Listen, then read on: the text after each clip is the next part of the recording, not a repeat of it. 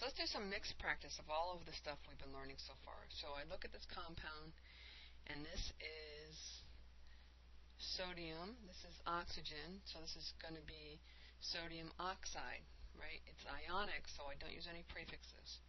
This is calcium, this must be my polyatomic ion, which is a carbonate, so this is calcium carbonate. Now this is lead, and lead is one of those elements that's a transition metal that I need to identify the charge. Sulfur is a -2 ion. I've got two of them, so that must be total negative charge of -4, so the lead must be 4. Whoops. I have tin, 3, nitrogen with 2, so I've got to figure out what charge on this tin is because it's one that has more than one ion, right? So if I crisscross my charges, my nitrogen is a 3, -3 charge, right? So my tin must be a +2, so this is going to be tin 2 nitride.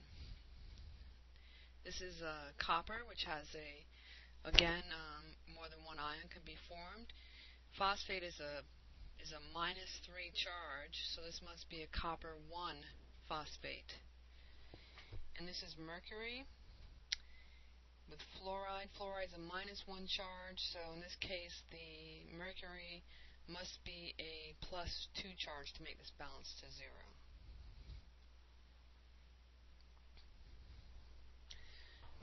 Okay, so this is copper 2 chlorate. So copper is a +2. Chlorate, I looked that up on my polyatomic ion sheet. It's a +2. Chlorate is ClO3 with a -1 charge. So there's 2 there and 1 there. So we need 2 chlorates. So my formula is CuClO3 parentheses with a 2. I don't show the charges. Calcium nitride. Calcium, remember, this is an ite. It's not an ite, it's not an 8. So it's calcium with a nitrogen. This is a +2. This is a -3. If I crisscross the charges, I'm going to end up with 3 and 2. Aluminum and carbonate. This is CO3. This is a -2. This is a -2. This is a +3. If I crisscross those, I'm going to end up with 2 of those, and I'll need 3 of those. Potassium bromide, ide, KBr. This is a +1. This is a -1.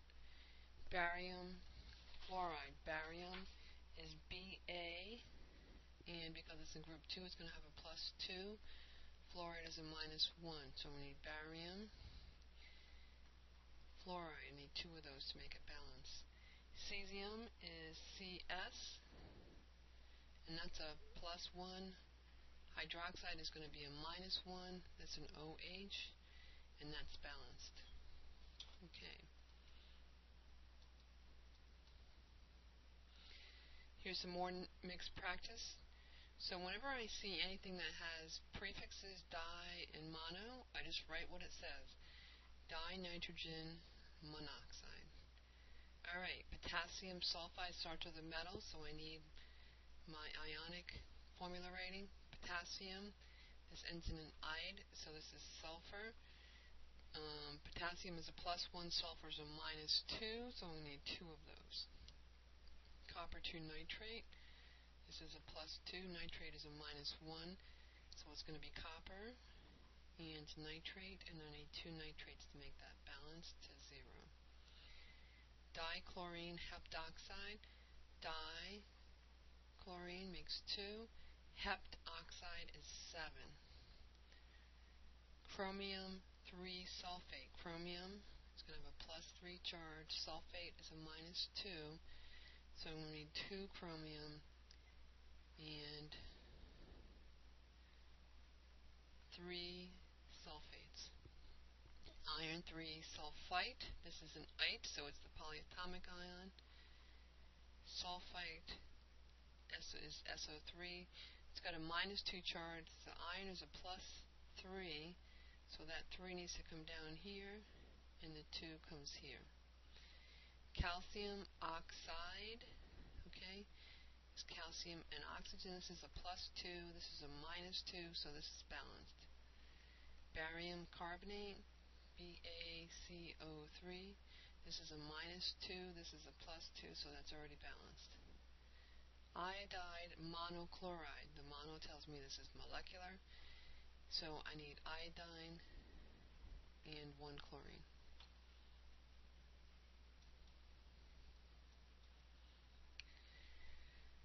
Alright, so this is going to be an ionic compound. I don't use prefixes, so it's barium iodide.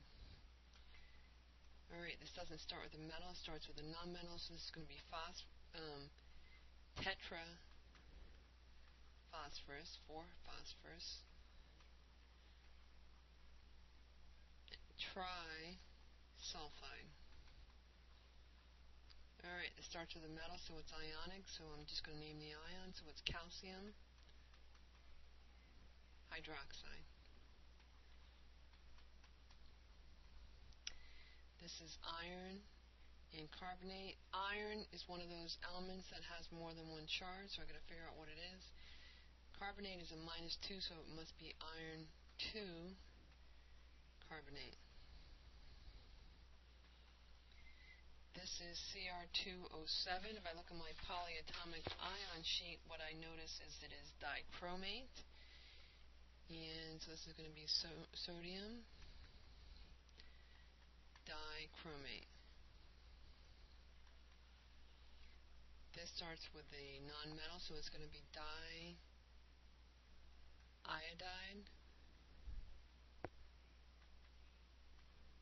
5 is pent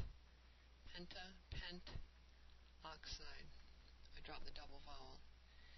Alright, ClO4, look at my polyatomic ion chlorate, and that's a -1 charge. And I've got 2 of them, so that's a total of -2, so it must be copper 2.